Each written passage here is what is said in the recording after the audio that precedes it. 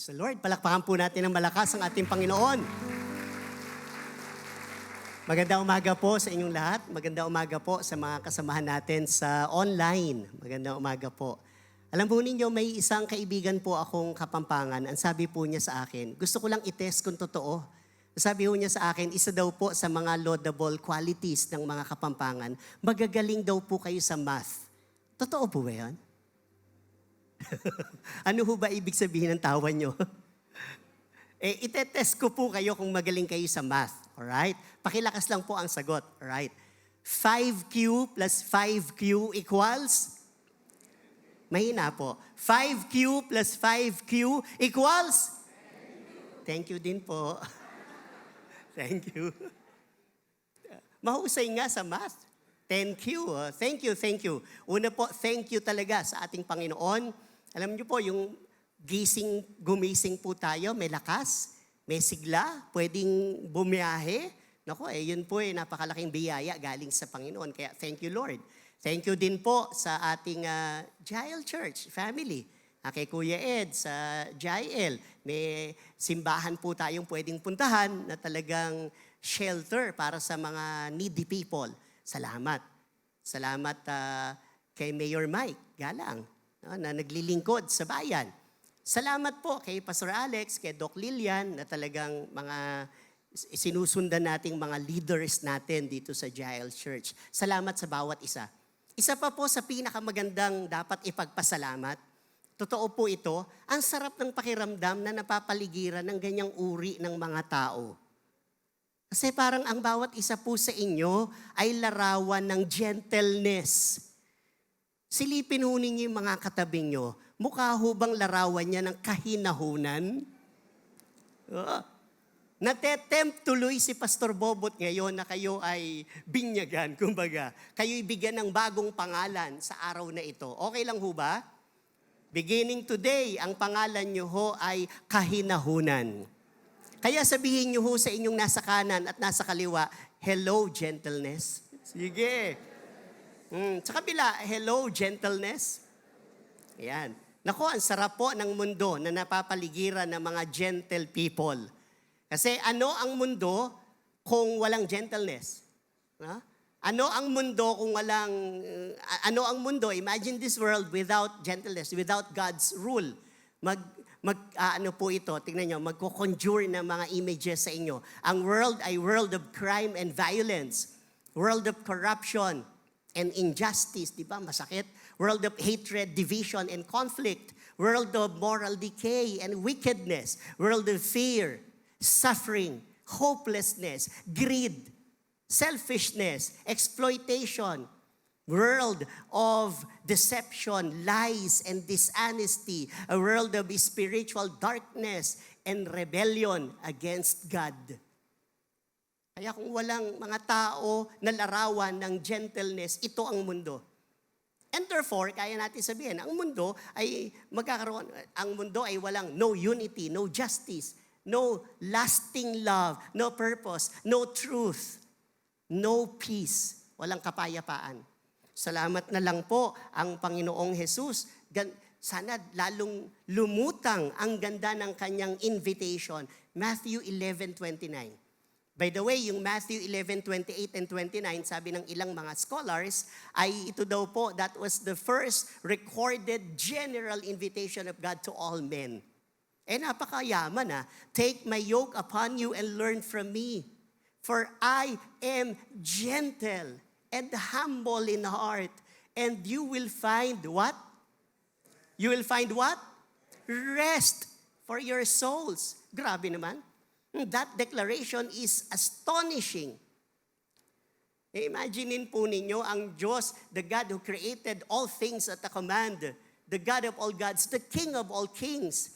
Isa po sa mga marka na binigyan niya ng diin. What is your heart, Lord? Ang kanyang heart, ang definition niya ay, I am gentle, gentle in heart.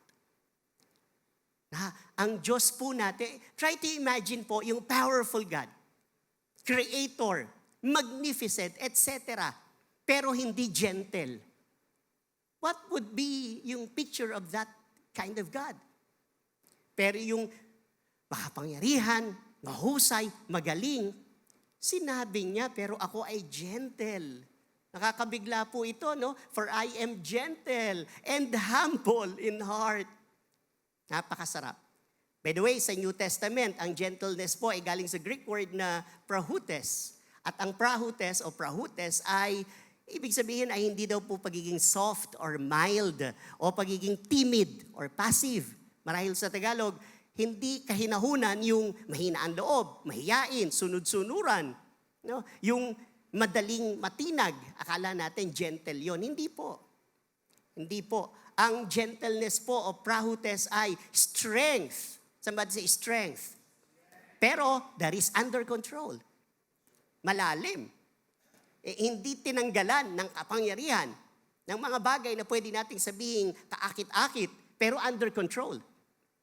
Minsan kasi generally ine-equate ng tao ang gentleness o kahinahunan sa pagsasalita ng boses. Na ikwento ko kanina umaga, may isang usherette na nagkikwentuhan yung mga young people papasok ng church. Nalakas ang boses. Ang sabi ng usherette, young people, please be gentle. You are entering in the house of the living God. Yan. May isang matanda na i-drop yung Bible niya. Sabi niya, maulang galang na po, be gentle. Nanay, be gentle. May isang bata po na nabahing, achoo, malakas. Sabi niya, young boy, gentleness, gentleness. Yung pastor habang nagtuturo, nasigaw. Sabi ho niya, we are not here just to sit down, to praise God, and to sing and dance. We are here to serve God. Yun hong usherette, nagpunta dahan-dahan. At ang sabi po niya, Pastor, gentleness naman po. Akala tuloy ng mga tao ang kahinahunan ay sa boses lamang. Well, pwede naman po na nadadaan sa boses. Pero higit pa po doon ang gentleness. Kasi ang gentleness po ay mabigat. Kaya nga po ang title ng ating pag-uusapan ay mabigat din. Basahin nga po ninyo. 1, 2, 3, go! Kita ninyo naman kung gaano kalalaki yung hard, no? Hard to be gentle. Mamaya po, yung huling slide, babalik ta rin natin, yung gentle na po ang malaki. Pero ngayon, bigyan muna natin ng diin para lang ho mapalutang na hindi ang kahinahunan o ang gentleness ay nakukuha lang sa mahinang boses. Hard to be gentle. Nawa po ngayon, bigyan tayo ng Lord ng 3 na pundasyon, biblically speaking. Ano ba talaga ang yaman ng kahinahunan? At nawa, ang bawat isa sa atin ay maging totoo yung greet ko kanina sa inyo, na ang bawat isa po sa atin ay totoong larawan ng kahinahunan. Pero bago tayo makarating doon, tingnan muna natin ang bearing, ang gravity, ang yaman ng word. Ano ba talaga ang gentleness? Umpisahan ko po, biblically, theologically speaking, ang gentleness po, it is God's intrinsic nature. Ang ibig sabihin, ito ay nature ng Lord. Intrinsic nature, doon pa lang mabigat na. Kasi ang definition pala ng kahinahunan ay Diyos lang. Sino ang mahinahon? Diyos lang. Sino ang totoong gentle? Diyos lang. Dati nung maliit ako, yung song na Come Holy Spirit, I need you. Come Holy Spirit, I pray. Come with thy strength and thy power. Come in thy own gentle way. Dati yun hanggang naging special way. Parang yes, ano? Parang Holy Spirit lang ang gentle. God alone is gentle. Tingnan natin po. At the outset, tingnan natin mabuti. Only God is perfectly gentle. Pakisigaw nga po ng malakas. 1, 2, 3, and go. Kaya kung tutuusin, nakakahiya din yung tayong lahat, inumpisahan kong tayong lahat ang gentle. Medyo, ang una pala dapat na isigaw ay, ilagay muna natin sa tamang, yung big picture, yung totoo. Only God is gentle, perfectly gentle. Only God. Therefore, kaya nating sabihin that gentleness begins with God. We do not invent it, we do not define it. Siya lang. Hindi ito teaching for us to study, hindi po ito doctrine, ito po ay person. Gentleness is God Himself. Kung meron siyang name, isa sa names niya ay gentleness. Kung tutuusin ho, And biblically, ito po, maganda. God's divine nature. Ano po ba yung divine nature ng Lord? He is omnipotent, He is omniscient, etc. All-powerful. Is never detached from God's tenderness. Napakaganda naman. God's greatness po is precisely what makes divine tenderness or divine gentleness so complete and so reliable. Ang totoo po niyan, ang yaman ng pagiging mahinahon ng Diyos ay nakabatay sa katotohanan ng siya po ay makapangyarihan, mahusay, magaling. Siya ay Diyos. Ganun po. Hindi na bahiran ang kanyang pagiging Diyos ng anumang uri ng pangit na ugali. Can you imagine po ang isang 5 years old na bata na binigyan po ng high-powered ammunition, isang Armalite? Ano po mangyayari? Ang dami sigurong trigger warning, ang dami sigurong nabaril. O siya mismo, mababaril niya sarili niya. Ang power na ibinigay sa isang batang walang kakayanan, so dangerous. Yung kapangyarihan ng Diyos, hindi naging dangerous sapagkat siya mismo ay nanatiling mahinahon, humble in heart. Talagang siya lang eh. Tingnan niyo po, marami-rami to, pero mabilis lang din naman po. Only God is holy, of course. Wala naman sa ating totoong banal eh. Tayo po'y makasalanan eh. Imputed nga po ang kasalanan sa atin. Buti na lang, tayo ay biniyayaan ng kanyang habag, biyaya, at tayo nilinis po niya. At ang binigyan din tayo ng cleansing power ng Panginoon eh. Tayong lahat ay nakaranas nun eh. Tayo po na hindi banal, siya banal, yet gentle towards sinners. Tayo na sinner, hindi mapagpasensya sa mga sinners. Tama po? Parang tayo, pag naging totoo, ang mga makasalanan dapat pinaparusahan, ipinapahiya, dapat panagutin, dapat magbayad. No, don't get me wrong po, may isang bahagi na totoo yon. At alam kong you know what I'm talking here po. Pero pagdating po sa context of God's gentleness, iba po siya pag nakaharap sa mga makasalanan. Napakaganda, nakakakilabot. O tingnan nyo, Holy God, kumusta po kayo pag haharap kayo sa makasalanan? Sa amin, ito po ang sasabihin niya. Come now, let us settle the matter. Let us reason together. Magpaliwanagan tayo. Though your sins are like scarlet, they shall be as white as snow. Though they are red as crimson, they shall be like wool. What? Ang gentleness talagang siya lang. Pag nakaharap siya sa mga makasalanan, lagi siyang may bit-bit, pagpapatawad, habag, awa. God invites guilty sinners to dialogue with Him. Siya lang yan. God extends cleansing and restoration and not condemnation. Therefore, His holiness does not cancel His gentleness. Siya lang yan, ano po? Napakasarap naman. Kaya pala nung tayo'y napakapangit at napakamakasalanan, naging napaka-gentle nung ating Diyos para sabihin, halika nga, Bobot, napakamakasalanan mo, pero magpaliwanagan nga tayo. Gaano man kadumi ang kasalanan mo, kapag nakaharap ka sa aking banal na Diyos, lalapit ako sa iyo na may kababaang loob, kahinahunan. Ako ang bahala sa iyo. Palakpakan nga po natin ang Panginoon. Palakpakan nga po natin ang Lord. Palakpakan nga po natin siya. Paano na lang kung ang Diyos po natin vindictive o kaya ang Diyos natin gusto tayong ipahiya? Oh? Paano kung ang Diyos natin ang sasabihin, pagdating mo sa langit, ipapalabas ko parang AVP ang lahat ng kasalanan mo.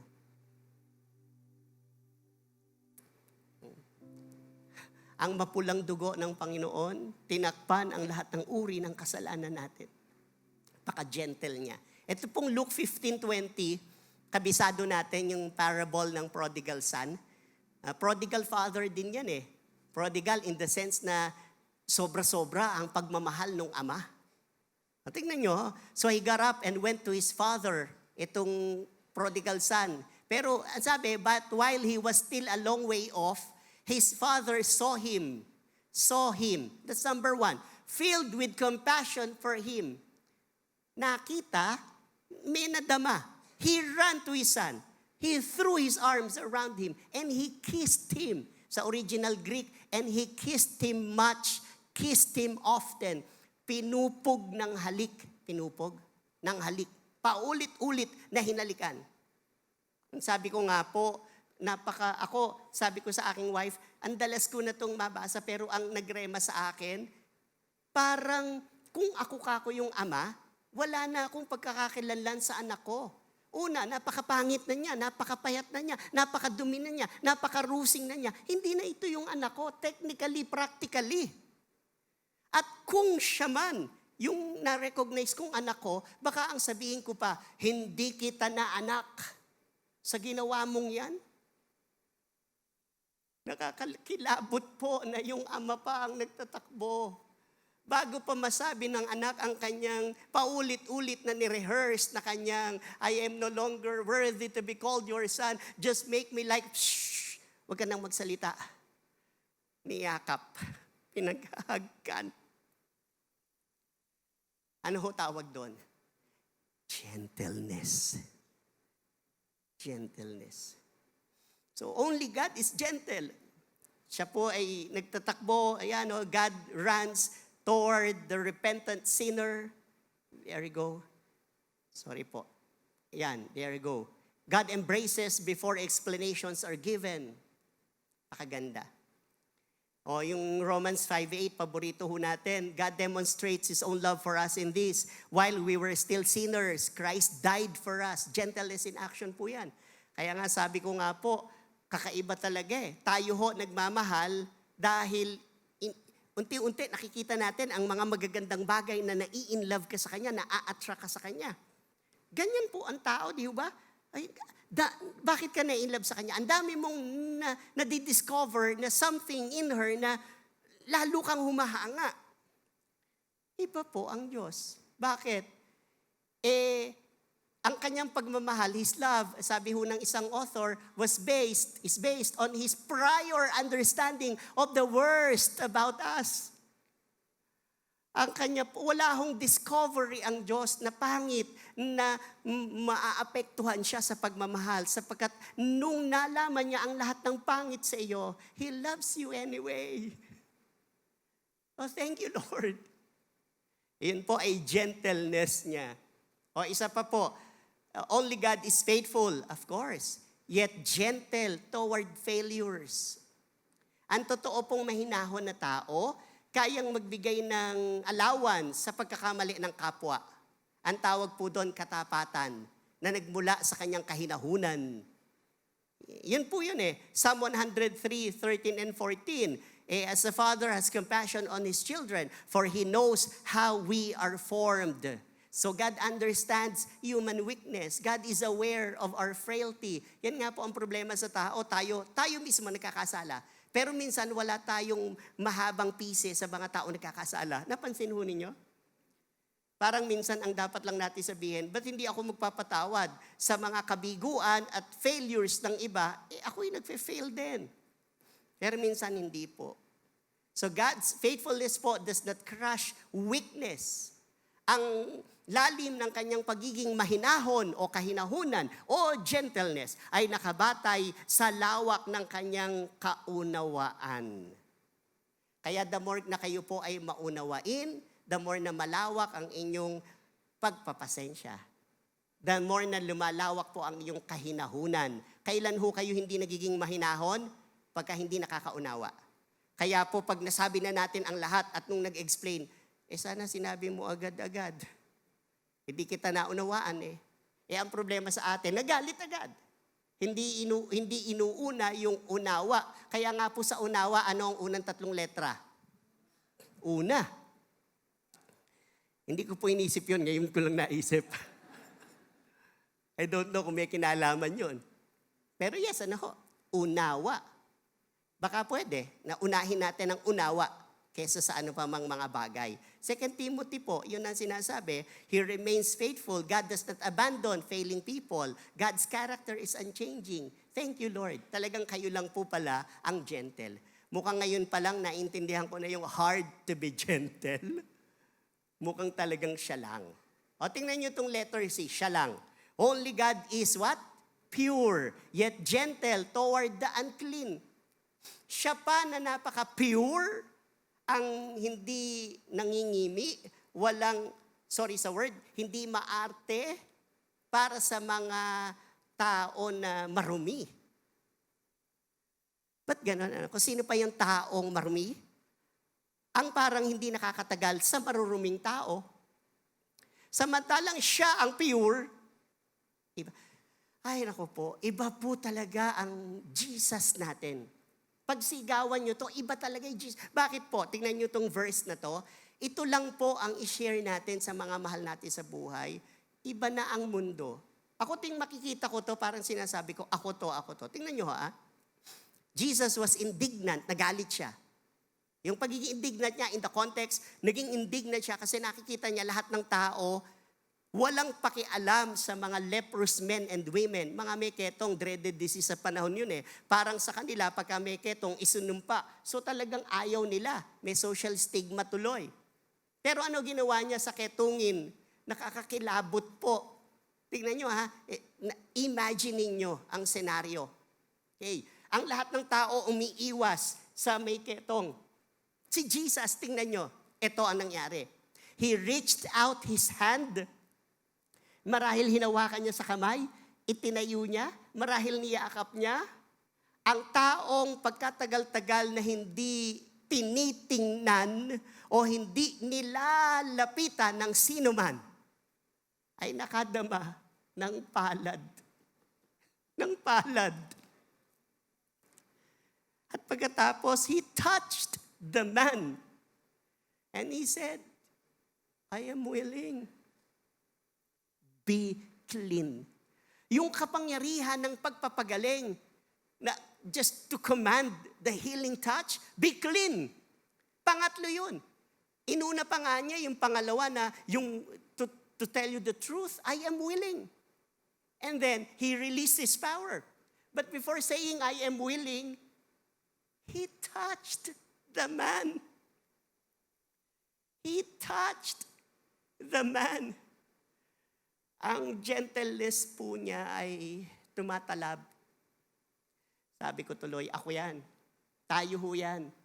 Kaya salamat sa panahon na kayo po ay bagsak na bagsak at ang feeling nyo wala nang tatanggap sa inyo.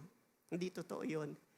Ang pinakapurong Diyos, ang kauna-unahang nagsasabi, I am willing, I am embracing you right now. I still love you. I still love you.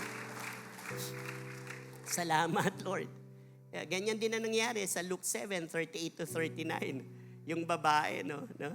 She wiped them with her hair, yun pong paa ng Panginoon, kissed them, poured perfume. When the Pharisee who had invited him saw this, he said to himself, if this man, si Jesus, were a prophet, he would know who is touching him and what kind of woman she is, that she is a sinner. Kasi yung theology, yung pagkaunawa nila dati, yung connection, basta po marumi, basta may sakit, anumang makonekta ka ron, natatransfer yon sa iyo. Kahit Old Testament, ganun eh. Di ba? Kaya nga po ang mga Nazarites, bawal humawak sa patay eh. Kasi po, natatransfer. And so, ang theology nila, malinaw. Na ang sabi nila, kung talagang totoong propeta to, bakit hinahayaan niya? Pwede ba yung makasalanang tao ay ipuy-puy ng kanyang paa? Pero ano ang sabi ng Panginoon? San kayo gentle? Kaya nga po alam niyo po dati, isingit ko to, sabi ho ni Dr. Merrill Tenney, isang napakahusay na theologian, yun daw pong hapagkainan, kaya masarap kumain po na kasama. Kunyari kami nila Pastor Alex, pagka may chance na makasama sila, hindi lang yung food, ang tawag po doon table fellowship. Nung si Jesus, naka-table fellowship na ang mga makasalanan, ang sabi ng mga Pharisees, bakit nakikisalamuha ka sa mga makasalanan? Kasi sa kanilang pagtanaw, ina-identify mo ang sarili mo sa mga kasama mo sa hapagkainan. Kaya pag mayaman ka, kasama mo mayayaman. Kaya ang mga servants, hindi pwedeng kumain sa ano mo. So si Jesus, kumonekta din. Parang sinasabi niya, kaliga ko sila. Not to say na makasalanan siya, but to say na ito ang dahilan. Sinabi din naman yun I came to seek and to save what was lost. Yun po, ang Panginoong Jesus. God receives broken worship. God does not reject repentant shame. Napakaganda. So only God is gentle. Hard to be gentle pala talaga. O ito pa po. Pakibasa nga po. 1, 2, 3, please go. Yet, yung hindi ho nagbabasa, ayaw niyang magpatawad. Biro lang. Pero minsan pa nga po, 1, 2, 3, and go. Only God. Alam niyo, isa sa mahirap talaga pag Bible ang pinag-usapan, talagang iba po ang mga formula ng Bible sa sitwasyon ng mundo. Ano ho? Tayo ho kasi may tinatawag na enemies Ano ho ba sa Tagalog yon? Kaaway. Kahit ho anong isipin ko, parang imposible na ang kaaway mo, pagpapalain mo, ipapanalangin mo, kaaway mo nga Ba't ganun? Ang Panginoon iba, siya na just. Siya pa ang napaka-gentle sa kanyang mga enemies. Kaya kung tutuusin, mahirap pala talaga ang gentleness. Luke 23:34, pinapatay na ang Panginoong Hesus sa krus Ang kauna-unahan pa niyang sinabi, hindi yung nasasaktan ako. Ang unang prayer niya is not for himself. Ang sabi niya, Father, forgive them. They do not know what they're doing. Panalangin of course, hindi niya sinasabi dito, hindi niya binebreak yung general rule ng batas na ignorance excuses no one. Hindi niya sinasabing excuse po sila, yung law. Hindi, parang ang sinasabi lang ng Panginoong Hesus ay sakop din po sila ng aking kapatawaran. Galing. Nakaka-inlove ang Panginoon. Kaya huwag niyong pagdudahang kaya kayong patawarin ng Lord Kasi yung pumapatay sa Kanya, una niyang pinatawad lalo pa po kaya yung mga Christians na trying hard talaga na paglingkuran ng Diyos. Minsan nagkakasala lang tayo. Yun. So God forgives His enemies in the midst of injustice. God speaks mercy to His enemies at the cross. Yung gusto ko, personal yun Hindi siya enemies ng ano pa man, personal. Pero napapatawad niya. Romans 5:10, yung kanina. Ito, for if while we were God's enemies, we were reconciled to Him through the death of His Son. Yeah? God reconciles His enemies to Himself. God initiates peace, not revenge. Of course, para maging balance, may tama din namang uri ng galit. Di po ba, syempre, divine anger. Hindi yun ang pinag-uusapan natin. Hindi ang ibig sabihin nito mag-compromise tayo at nakangiti sa mga kasalanang ginagawa sa mundo. But what we're saying is, yung tunay na buhay ng isang Kristiyano, hindi po bayolente. Hindi po magagalitin. Hindi po yung parang born again pero iba ang ugali dahil nakakahiya. Ang gentleness ng Diyos ay kakaiba. Ito, rurok po ng gentleness. Only God is almighty, yet gentle in suffering the cross. Iba. Siya po ay omnipotent, omniscient, all-knowing, all-powerful God. Lahat nasa Kanya na. Pero His omnipotence chooses silence sa panahon na yon.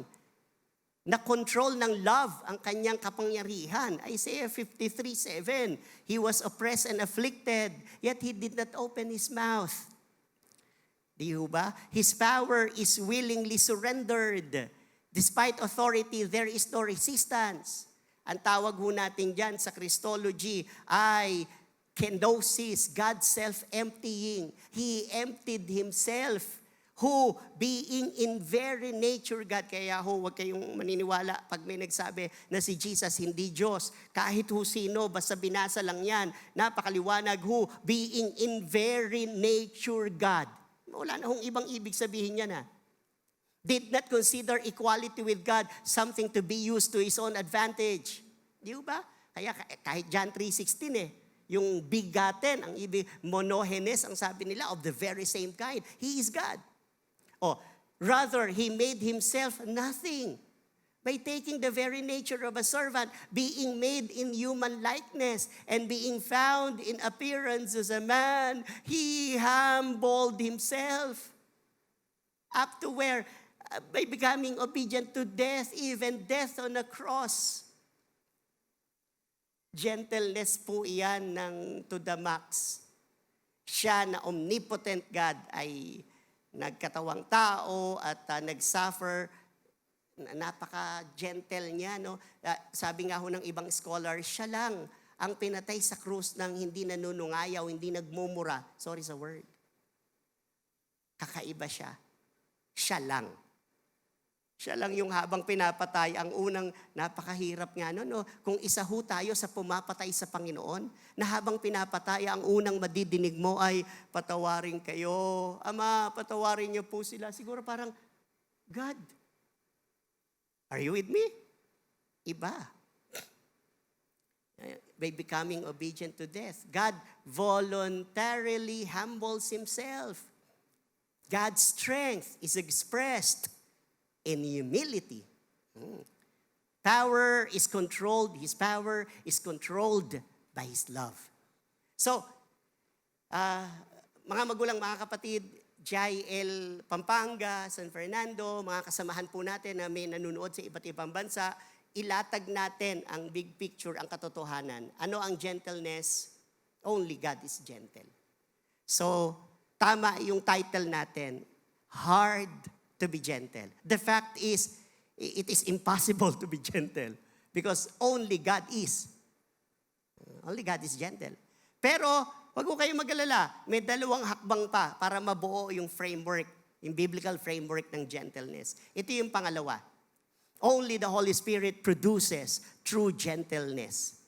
While hindi naman produce ang gentleness ng sino man, ng human strength, ng human abilities, we cannot really manufacture gentleness. Well, ang Holy Spirit naman, kayang i-produce ang gentleness. Paano? Siya lang ang bahala? Hindi. Ang maganda, hahanap ang precious Holy Spirit ng sisidlan. Yun ang maganda. Kaya tingnan niyo ho ito, A and B. A, true gentleness is a fruit of the Holy Spirit. Prutas ng Holy Spirit. Saan kaya, saan niya ilalagay yung bunga? Of course, sa puno. Sino kaya ang magiging sanga? Iyon, dito papasok ang parte ng bawat isa sa atin. But the fruit of the Spirit is love, joy, peace, forbearance, kindness, goodness, faithfulness, gentleness, self-control. By the way, sabi ho nila, ang fruit ay hindi singular, plural din yon. Kasi ito daw po compound. Ang totoong Kristiyano daw po, hindi pwedeng mamili na, I think I love yung joy and peace and faithfulness. Pero I don't like kindness and gentleness and self-control. Ibig sabihin, lahat yan magiging bunga natin dapat kung ang Holy Spirit ay nasa sa atin. Ayun po. Kaya po ang prahutes, tingnan natin ulit, ay gentleness is explicitly listed as a fruit of the Spirit, hindi of the Christian Spirit. Tapos ang sabi dyan, ay gentleness is not a product of human effort or natural disposition. Doon papasok yung gifts and fruit of the Holy Spirit. Ang gifts of the Holy Spirit are outward manifestations of the inward working of the Holy Spirit. Ang fruit ay inward result. Ito ay product of the Holy Spirit working in us. Kaya kung merong Holy Spirit sa atin, sa tayo, ay mamumunga ang Holy Spirit na yan. Isa sa mga bunga ay gentleness. Ima-manifest. I-display natin ngayon. So naghanap siya ng sisidlan. Saan i-display ng Holy Spirit ang kahinahunan, gentleness? Humanap po ba siya ng pinakamagandang flower, pinakamagandang tree, pinakamagandang mountain or sea? Humanap siya ng palpak na tao na babaguhin niya.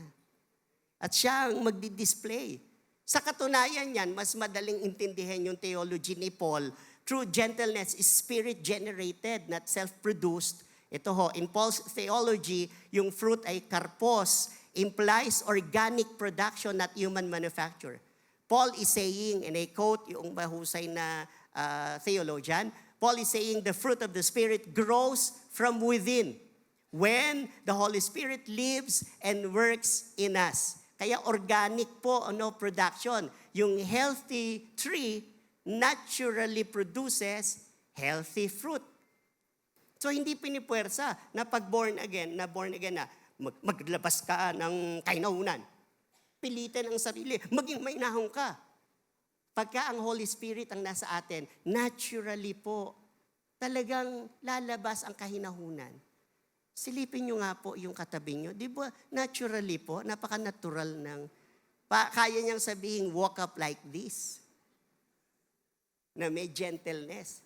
Gusto nyo ho ba na yung mga kabataan dito na mag-aasawa, ang mapangasawa nyo, his name or her name is gentleness? Wow. Whatever happens, gentle ako sa iyo. Kahit anong problema sa buhay, pag-usapan natin yan ng maayos. So, ang asawa hindi sinisigaw-sigawan.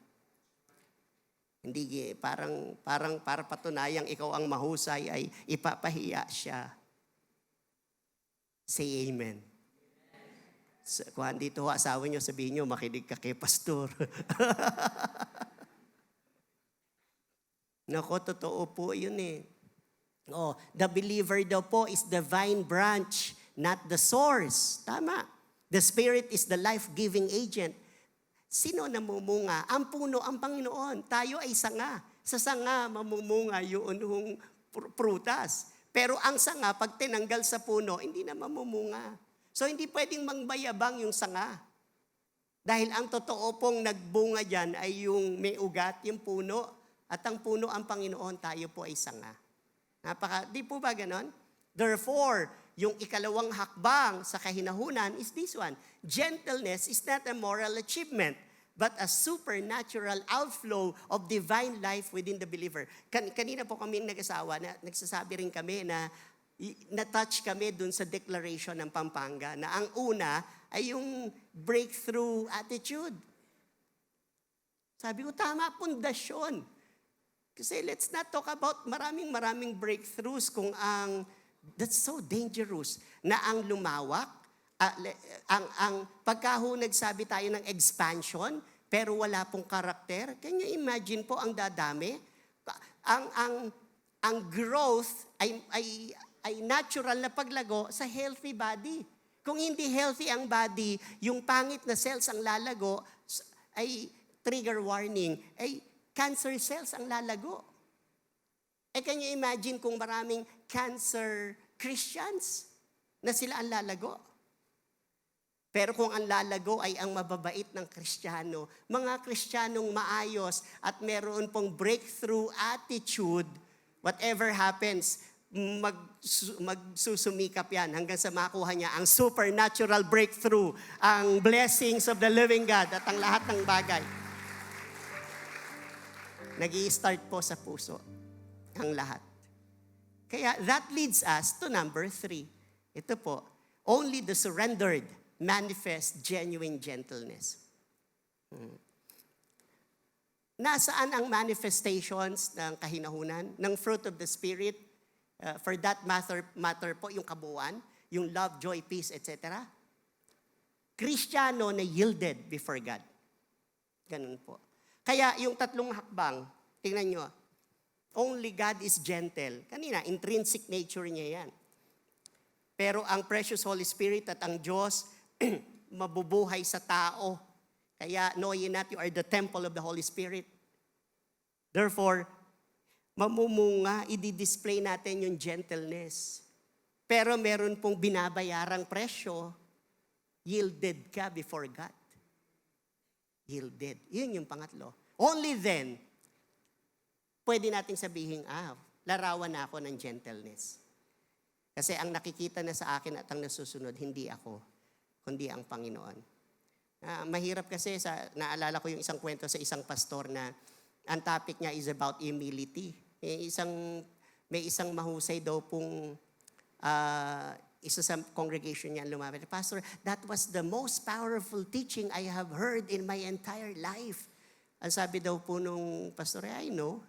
Sino gumawa niyan? Of course, me. Imagine ninyo, no? Napagpala na ng husto, nagyabang pa yung pastor. Nag-collapse po tuloy lahat. Di po ba ang pinakamasarap ay, no, glory to God. Glory to God. Nakalimutan agad yung tinuro eh. Yun hong manok na nagyabang sa kabukiran. Tatandaan niyo yung kwento? Na sinabi niya sa mga leon, sa mga ano ay, ako pinakamahusay dito. Bakit ika? Sumisikat lang ang araw sa aking queue. Tingnan niyo, 4 o'clock bukas. Ang daming tao, daming hayop. 4 o'clock. Tumilaok, yung ano, tiktilaok. Biglang lumabas ang haring araw. You see? Lumalabas lang yan pag ako'y tumilaok. Paniwalang-paniwala siya na sumisikat ang araw dahil sa kanyang tilaok. Deluded. May self-delusion.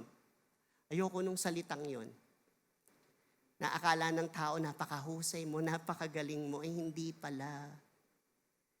Sana, Lord, bigyan niyo po kami ng totoo to, ng gentleness. Magpasakop kami. Only the surrendered manifest genuine gentleness. Yung prautes po, sabi natin kanina, kahinahunan gentleness, mabigat.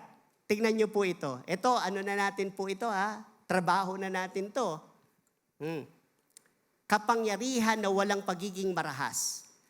Kaya nyo ang gentleness? Ito yung power without harshness. Minsan ho, madaling maging mahinahon sa mga boss natin, sa mga superiors. Ang kwento ko nga kanina, nangyari yung boss, nag-utos, mahina boses ng boss. Ang sabi po dun sa isang inutusan, marami sila, para sabi dun sa isa, o ikaw, ang gawin mo, pumunta ka sana, pagkatapos dalhin mo yung, tapos bumalik ka, iyan mo yun. Ang sasabihin lang ho nung inuutosan, yes sir, yes sir, yes sir, yes sir. O nung wala na yung boss, ang sasabihin sa mga kasamahan, ano na yung utos ni boss? Ang sabi ng mga ikaw parang akala ko namin na didinig mo pa, yes sir, ng yes sir. Siyempre nakakahiya, no? Anong yung utos ni boss? O balik ta rin natin. Ang mahina, yung boses, yung sabi ng boss, okay, naintindihan mo ako. Yes sir. Lakasan mo boses mo. Diba? Boss ka eh. Minsan ang gentleness ganun, madaling maging gentle pag ikaw yung pakiramdam mo nakabababa. Mahirap maging gentle pag pakiramdam mo ikaw yung nakatataas. Bakit? Naaapektuhan ang tao ng kapangyarihan. Kung saan ho kayo hindi mapagpasensya, kung saan kayo magaling, at saan kayo napipikon, kung saan naman sila hindi mahusay. Sabi ko nga, kung napakagaling mo siguro sa English at yung kausap mo, bigla na lang nagsalita na, what did you said? Parang pikon na pikon ka. Teka lang, ba't ganon? Samantalang ang pinag-usapan natin, ang power without harshness. O hard to be gentle pa ho ba? Yes. Yes. Ito pangalawa, mabigat din. Pagpapasensya kahit pinupukaw o sinusubok. Patience when provoked. Kapag ka marami pong irritation, agitation, taunting, criticism, insults. Sige nga po, kailan lumalabas ang kahinahunan nyo? Kapag ka nagdadrive kayo at meron pong nangkat sa inyo, sila pagalit. O pagka kayo po'y nakapila ng napakatagal, na yung sumingit sa inyo, tatawa-tawa pa. O ang tagal-tagal nyo hong naghihintay sa restaurant nung lumapit yung waiter, parang siya pagalit. Ano order mo? Doon lalabas ang gentleness. O pagka nag-post kayo sa inyong Facebook na ang gaganda sana, biglang may nasingit na parang galit sa inyo. Parang nainis ka na. 100 yung maganda ang message, yung isa pangit, yung isa ang inis ka doon sa isa. Sino ba to? Hahanapin ko sino to. Lumaglag po ang bunga ng espiritu. Ito. Ang mundo ay puno ng hindi totoong tao. Paano tayo mapapanitiling matalino pa din, mahusay, sorry sa word, hindi naman mangmang, pero mahinahon. Tama pa rin ang kanyang sasabihin. Right timing ang kanyang salita. Hindi yung kinakat yung nagpapaliwanag. Right timing. Minsan nga po, kahit maganda paliwanag nyo, pagkagalit kayo, nababaliwala eh. Yung how, yung paano pinaliwanag ang tama, nagmumukhang mali. Kung yung tamang pinapaliwanag, may kasamang mura sa anak o palo ng parang hindi na siya makakagulapa, hindi na siya makakatayo. Instead na paupuin ang anak at mag-usap tayo. Pagpapasensya. O ito po, isa pa, isang mahinahon at handang matutong espiritu. Yun ang gentleness. Calm and teachable spirit. Ang gentle na tao, open sa instructions, correction, and guidance. Sana ang lahat ng pastor po, nakikinig ngayon, sana biyayaan tayo ng mga leaders na madali pong turuan, i-correct. Hindi yung may konting correction na, di wag na po akong tumayo, pastor. Kayo lang ho pala, mahusay kinorek ko lang naman, medyo dapat ayusin. Di ba napakaganda ng mundo kung hindi tayo yung, ang bilis mag-switch ng vibes. Every 3 minutes, Christian, hindi Christian, Christian din hindi Christian ngayon. Sana po ay tayo. Ang illustration po nila, ang totoo daw pong gentleness ay ito. Ito daw po ay isang powerful horse na trinain ng todo-todo and brought under control. And so ang horse daw po ay powerful pa rin, pero ang strength niya was now directed by its master. Yun ang gentleness. Powerful pa rin yung horse, pero yung power niya governed ng instructions ng kanyang master. Napakaganda. So ang gentleness, hindi pinapatay ang inyong strengths, ang inyong husay, ang inyong galing, lahat. Dapat yan. At minsan, huwag na ipagmalaki. Sabi nila, propaganda can do too much. Alam ng tao yan. Pero ang mas mahalaga, ang lakas, ang husay, ano man yon, ang galing, ay directed sa ating master. Short of saying, saan ho kayo mahusay? Give it to Jesus. For Jesus. Gamitin sa Panginoon. Hindi sa sarili. No? O gentleness po is not the absence of strength, but it is the strength governed by God. 3 na lang pong simple lang po. A surrendered person submits to God in humility. Kasi sabi natin, ang prutas, ang prautes, ang gentleness ay magmamanifest sa surrendered na tao. Ano yung surrendered na tao? May humility. So ang tao pong gentle talaga o may kahinahunan ay ang taong may kababaang loob. Kaya naman maganda ang James 4:7. Submit yourselves to God. Resist the devil, he will flee from you. Kaya nga daw po yung balance yun yung ability natin to resist the devil ay nakabatay sa ability natin to surrender our lives to God. Yun ang maganda. So hindi pwedeng puro lang marahas, puro lang laban. Pero kung tutuusin, sarili lang. Hindi naman nakasakop sa Diyos, nakapasakop sa Diyos. Ayan, gentleness begins. True gentleness is seen in a heart. Gentleness begins when we surrender our will to God. Ganun pala. And humility chooses God's way over self-will. So ang unang pinapatay ng kahinahunan, ang discarding pansarili. Kaya pag totoo po tayong mahinahon, hindi tayo makasarili. Yun. True gentleness is seen in a heart that humbly submits to God's authority. Again, ang taong mahinahon, taong mapagpakumbaba. Kaya ang tawag natin dyan, gentleness plus. Lagi, pwede hong minsan, faithful, katapatan, iyon na yun. Pero ang gentleness, lagi hong merong prerequisites, kumbaga. Bago ka totoong maging mahinahon o gentle, mapagpakumbaba ka muna. Okay?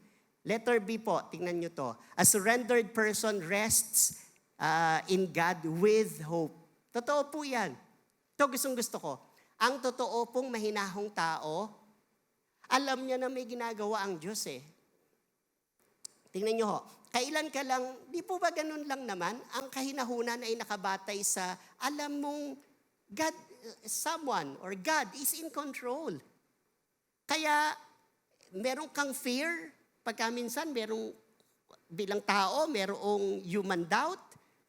Pero sa kaibuturan ng damdamin mo, it seems na, well, God is in control.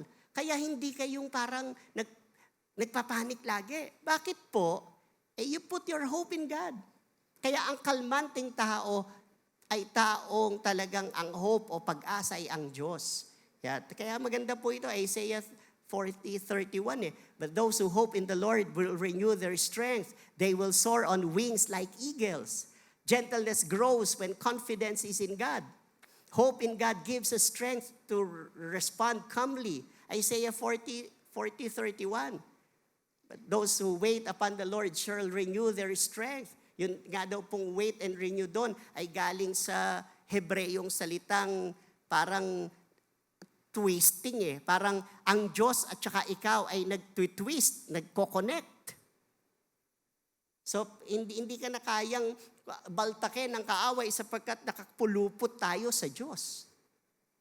Ganun po kaganda ang mahinahong tao. Bakit po tayo mahinahon? Naalala ko yung kwento na sa Israel daw po may napakalakas na lindol na naganap at habang lumilindol ang mga tao ay nagtatakbuhan. Ang ganda ho ito, nagtatakbuhan. May isang old lady na sa ilalim ng malaking puno na ang sabi daw po nung isang rabbi ay, ba't handyan ka, tumakbo ka, hindi ka ba natatakot?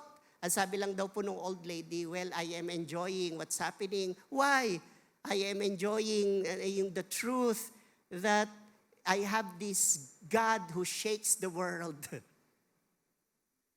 Of course, wala pong yon sa naganap na lindol sa nakalipas, maging lang po ako. Ang point lang po doon sa specific na yon ay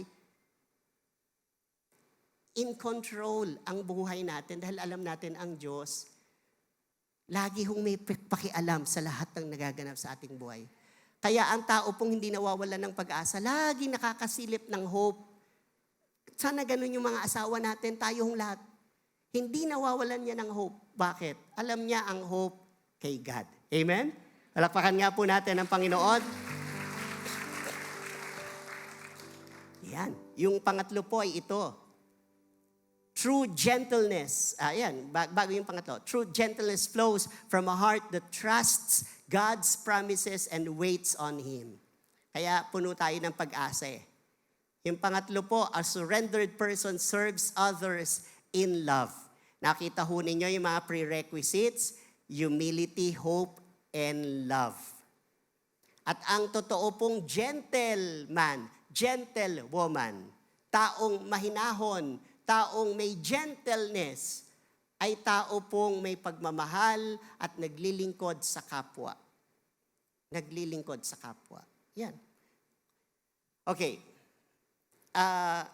Ano ba ibig sabihin ng OOTD? Outfit of the day. Alam niyo ho bang merong Christian OOTD? Meron ng OOTD na bilin ang Diyos na dapat suot natin araw-araw. Pakita ko po sa inyo, tapos kwentuhan kayo ng katabi nyo, tingnan ho ninyo kung kaya nyong sabihin, alam ko, suot mo yon. Alright? Tingnan ho ninyo. Ito po. Therefore, as God's chosen people, holy and dearly loved, clothe yourselves with, ano po? Compassion, again, compassion, and then kindness, and then humility, then gentleness, then patience. Iyan po ang spiritual OOTD natin. So ngayon po, yung katabi ho ninyo, palagay ho nyo, suot niya si compassion, suot niya si kindness, suot niya si humility, suot niya si gentleness, at suot niya si patience. Sa lahat ng laban sa buhay. Ganda no? Therefore, isuot nyo ito sa inyong buhay. Bilang kayo ay chosen people, holy, dearly loved. Isa sa sinabi, kayo ay maging gentle. Put on gentleness. Love chooses kindness over harshness. Gentleness is love expressed in action. So, ito po maganda. True gentleness flows from a heart whose love is rooted in God and expressed with patience and kindness. Sa totoo lang po, pagdating natin sa langit, kanina nabanggit ko to, ang sarap-sarap banggitin lang po na, tingnan nyo, ang pagpunta po ba ng langit may bayad? Sino po yung nagbayad ng 10,000 para mapunta ng langit? O 1,000? O kahit nga piso, hindi eh. Bakit po? Libre. Well, theologically, hindi libre in the sense na may nagbayad. Binayaran ng Panginoon ng kanyang buhay, dugo, yung horrible na pangyayari sa krus. Pero siya lang ang nagbayad. Libre na binibigay sa atin. Ano po tawag doon? Gift. Regalo. So, okay, ulitin ko tanong. Pagpunta ho ba ng langit, may bayad? Wala. Pagpunta po ba ng langit, libre? Libre. Wag ko kayong malito, please. Ha? Sagot po kayo. Pagpunta lang langit po ba may bayad? Wala. Pagpunta po ba ng langit ay libre? Amen. Pero yung warm welcome sa heaven, hindi na libre. Hindi na. Ang sabi ng Diyos ay ganito, salamat, nung ako'y nakulong, dinalaw niyo ako. Salamat, nung ako'y walang makain, pinakain niyo ako. Salamat, nung wala akong maisuot, dinamitan niyo ako. Lord, kailan ho kayo nakulong, walang maisuot, walang makain, walang mainom, na ginawa namin yun sa inyo? Sabi ng Panginoon, lahat ng ginawa niyo sa kaliit-liitang tao, tandaan niyo, ginawa niyo sa akin. Ang may bayad, yung warm welcome. Ang may bayad, yung commendation ng Diyos pagdating sa langit. And ladies and gentlemen, church, JIL Church Worldwide, anong klaseng bayad? Yung ginawa sa kalit-liitang tao. Kaya masarap pong magpala eh. Ang pagpapala ay, imagine ninyo na kay Christopher Chapman, Westminster Abbey, yung sinabi niya na pagdating ng panahon, lahat lang ng binigay mo sa kapwa ang totoong aanihin mo sa langit. Sige nga ho, sukatin nyo gaano kayo kayaman kung ang kayamanang totoo ay nakabatay sa mga bagay na ipinamahagi nyo. Gaano po kayo kayaman?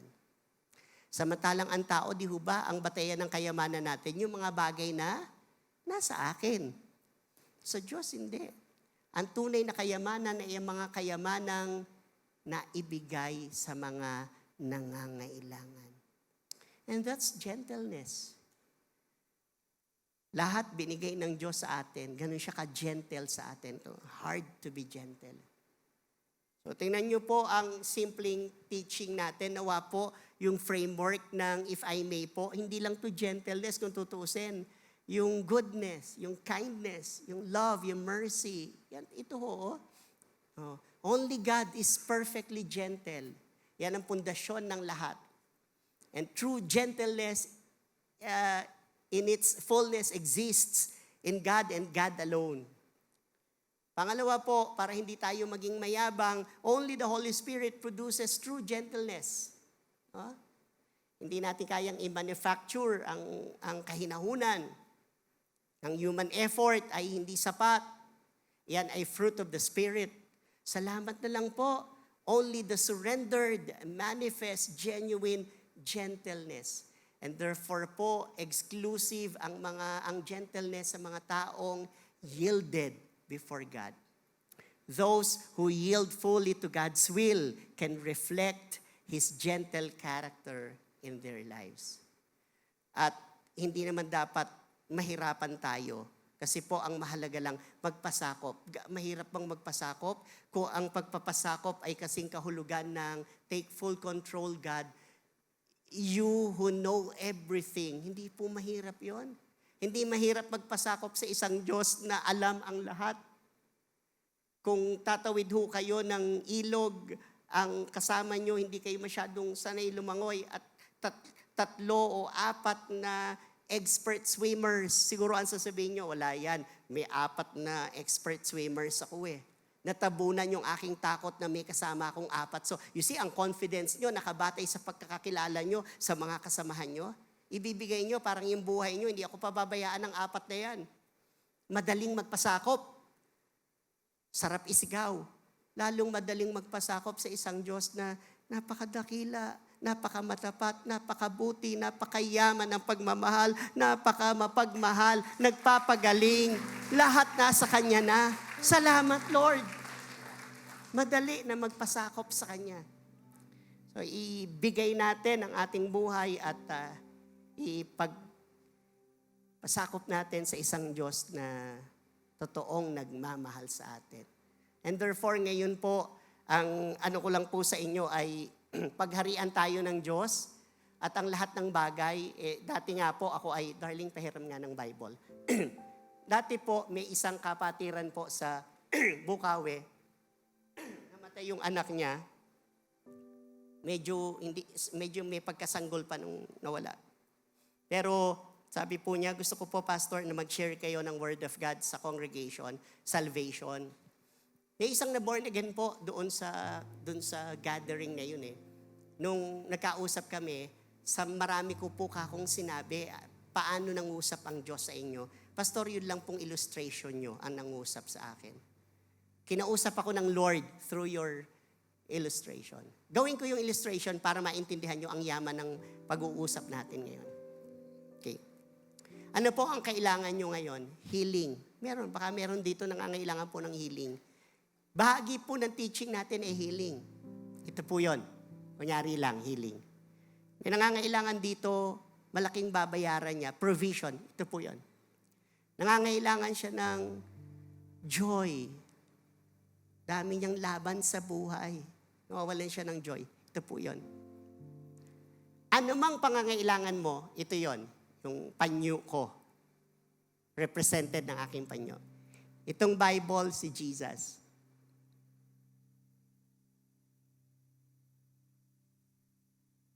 Na kay Jesus, ang lahat ng pangangailangan nyo. Ang ginagawa ng Lord, siya pa mismo ang lumapit sa atin, ibinibigay.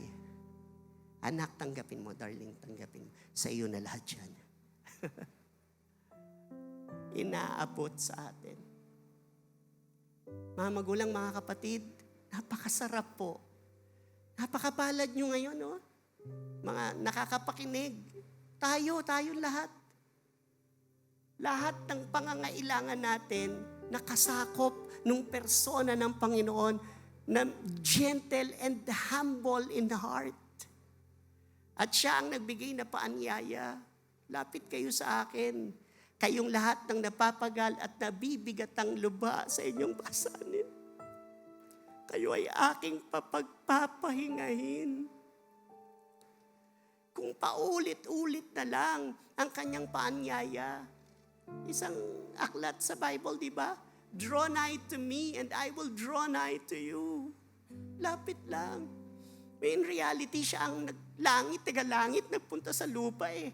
Kaya yung part 2 na lang yung lumapit kay, dahil ang totoo niyan, ang Diyos lumalapit. Sa Revelation nga, kumakatok siya sa puso natin eh. Yung cycle na ang Diyos ay humble in heart. So gentle. Yan ang kayamanan natin ngayon. Thank you, Lord. Kung ang aking Diyos ay hindi gentle in heart, naparusahan na ako. Napikon na sa aking mga pangakong hindi natupad. Nagalit na sa aking mga pag-iyak na pagkatapos noon ay natatabunan ng pagkakasala. Pero napaka-gentle ng ating Diyos. And still God is touching you. And still God is healing you. Lahat ng yon, kayang-kaya niyang ibigay. Pero pwede ba ngayon ang sabihin natin, higit sa lahat ng bagay na ibibigay nyo, higit sa lahat ng kingdom blessings na kaya nyong ibigay sa akin, hayaan nyo muna po na kayo ang aming mahalin. We just want to say, I love you, Lord. I love you, Lord. I thank you, Lord. I worship you, Lord. I honor you, Lord. Close your eyes, please. And commune with the Holy Spirit right now. Nakakaiyak na isa-isahin ang lahat ng mabubuting bigay niyo sa amin. So we release our thanksgiving, Lord. We say thank you. We say thank you. We honor you. We love you. We adore you. Salamat po. Magulang, mga kapatid, gisingin natin ang ating damdamin at inaanyayahan ko kayong pasalamatan ng Diyos. He is so gentle.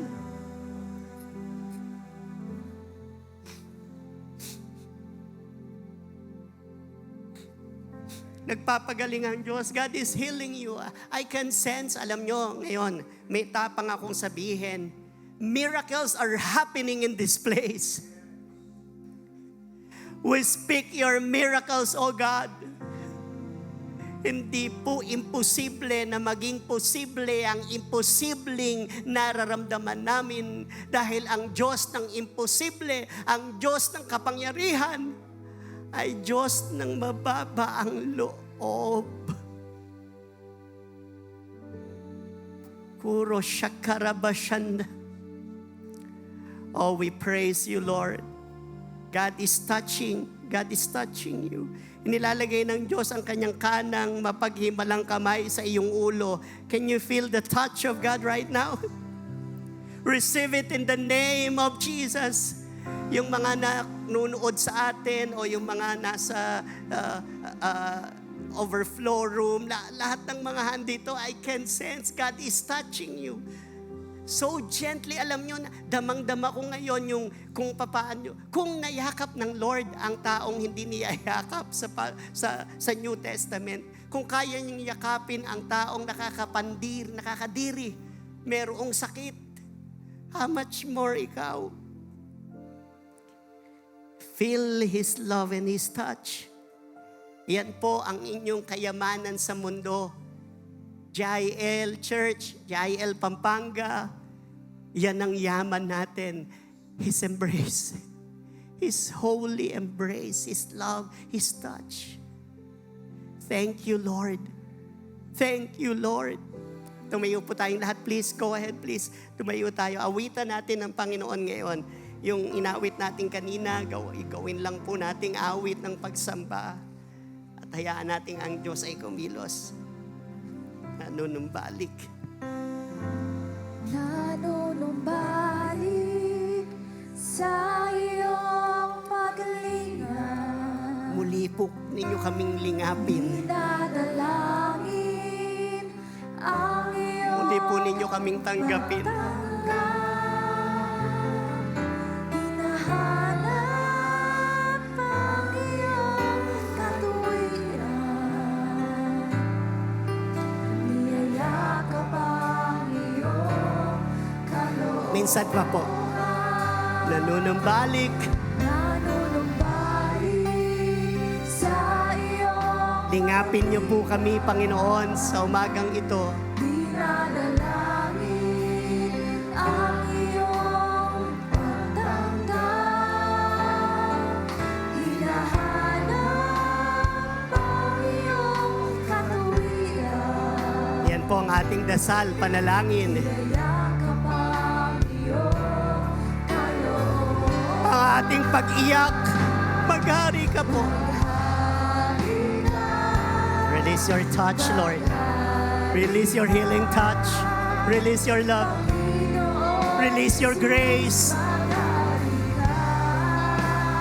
Gentleness, Lord. Sa buhay ko, sa puso ko, Panginoon, Panginoong Jesus. awitan natin muli ang Panginoon.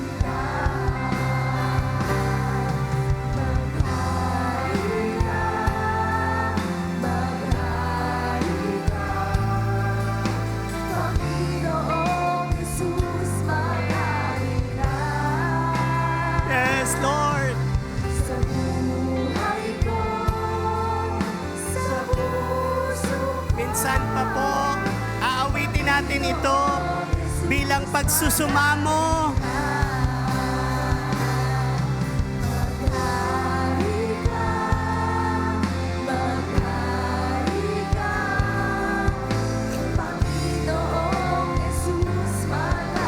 Pagharian niyo po kami. Sa buhay ko, sa puso ko, Panginoong Jesus. People of God, pakilagay po ka ng kamay sa tapat ng ating puso. Awitin natin. Maghari ka, Gawin mong dasal. maghari ka, Totoong totoo, Panginoon. Panginoong Maghari ka po maghari ka. sa aking buong buhay. Sa buhay ko. Sa buhay ko, Sa puso ko po. sa puso ko, Panginoong Jesus, Mahinang tinig po. Maghari ka.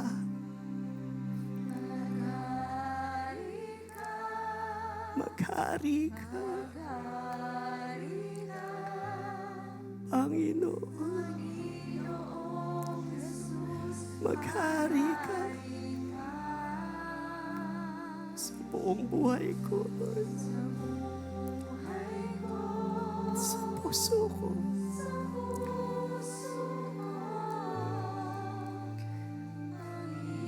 Tumutugtog po ang piano.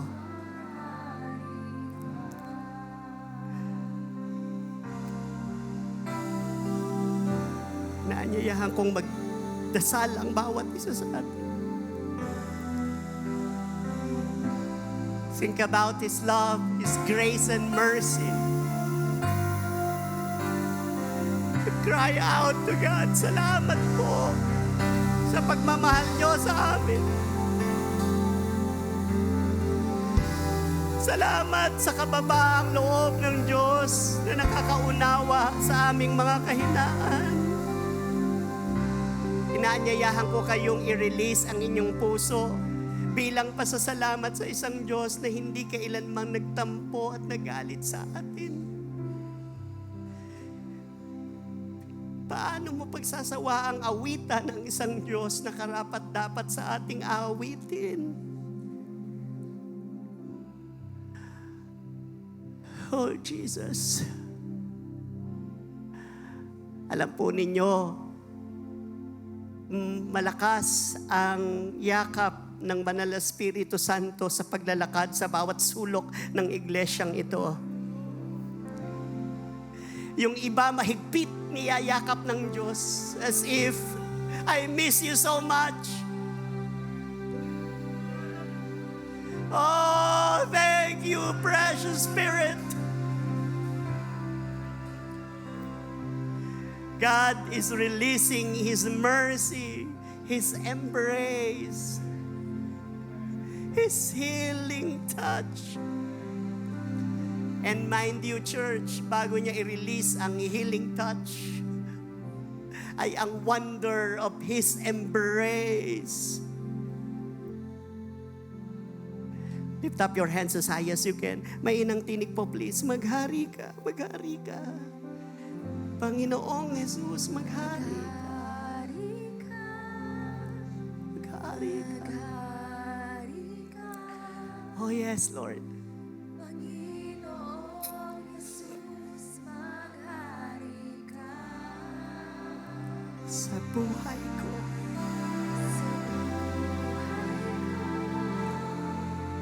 Sa puso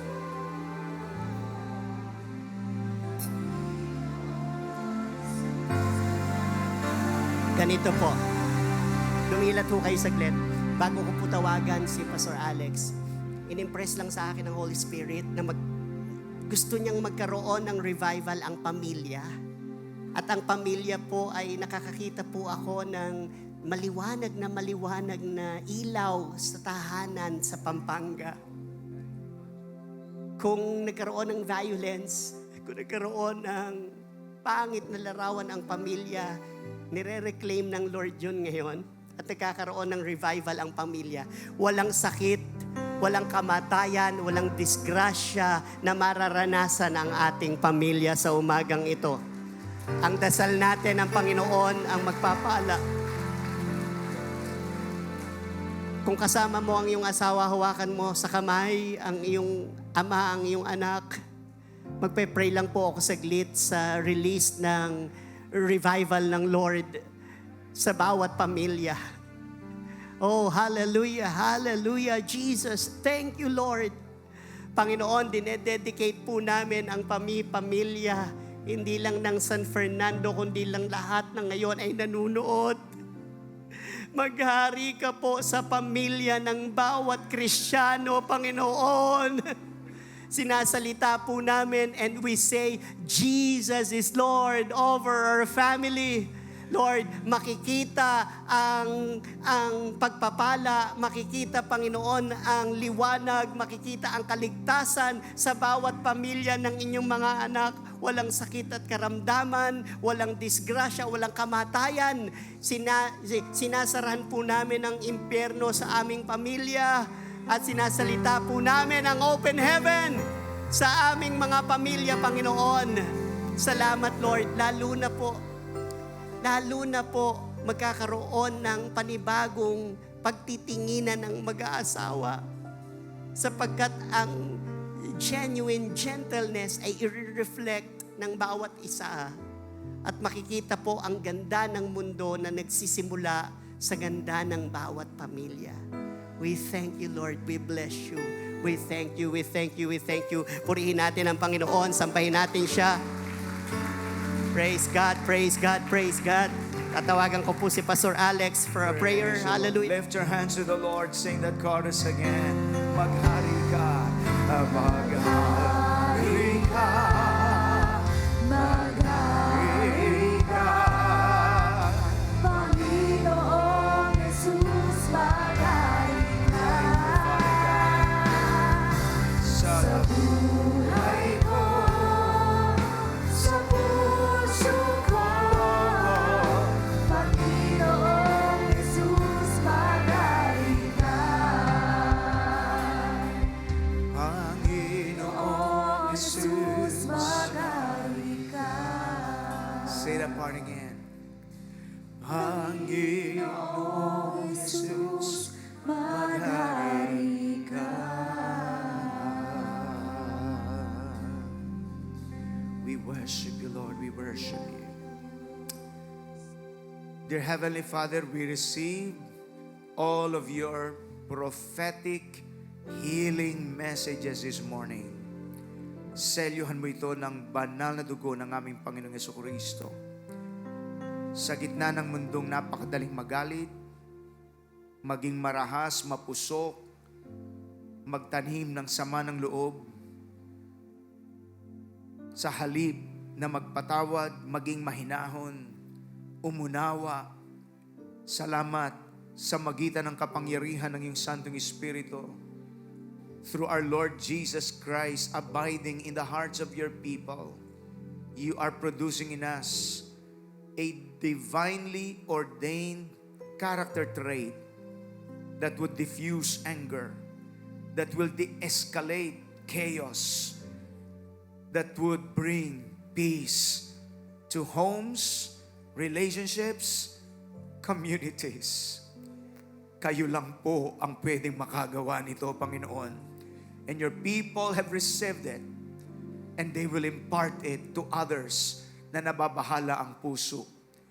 We thank you so much, Lord, for that anointed message, heaven-sent message. This morning, we receive your healings because that is your promise. Breakthrough gentleness that brings healing. Hallelujah. Palakpakan natin at purihin ang ating Panginoon. How many of you were truly blessed this morning? Praise God. Gentleness is first a person before it's a doctrine. It's a product, a fruit of the Spirit when we allow the Lord to fill us. And then it manifests more and more kapag ang buhay natin ipinasakop natin sa Panginoon. Hindi po kalabisan na masabi natin with that very holistic message. Ang pinakamatalinong pwedeng magawa ng sino mang taong nabubuhay sa balat ng lupa ay ang magpasakop siya sa paghahari ng ating Panginoon. Because when that happens, you will receive the blessings of God's kingdom. Una, ililigtas ka ng Panginoon, babaguhin niya ang buhay mo, pagkatapos pasusunurin pa niya lahat ng kingdom blessings. All of these things will be added unto you. Amen. So the key is not self-assertion, but to deepen our surrender. Kailanman hindi kahinaan ang lumuluhod ka sa Panginoon. At sinasabi mong, Diyos, kayo lamang ang pwedeng magligtas sa akin, magpabago sa akin, gumabay sa aking buhay. Pakibanggit sa iyong katabi, you are so blessed today. Palabakan po natin ang Lord Jesus Christ. For the last time we sing that song and we close, maghari ka, maghari ka. Maghari ka. This is the reason why we want to advance the kingdom of God to other people. We will share Christ more and more to this generation.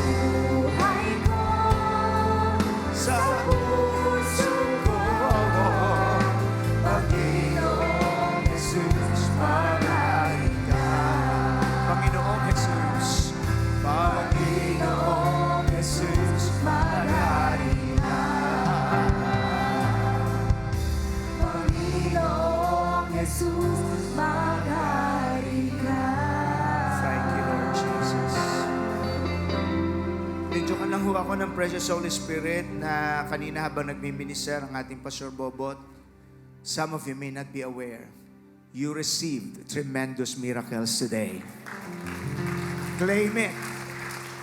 Kasi susunod ho yun eh. Healings. Although the emphasis is first internal, just allowing the Lord to heal you first. Kasi yun ang mga nakakahindrance eh, yung mga bara-bara eh.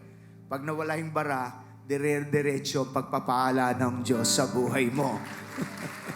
Aanyayahan po sana natin si Pastor Bobot, Pastor Shirley, upstage.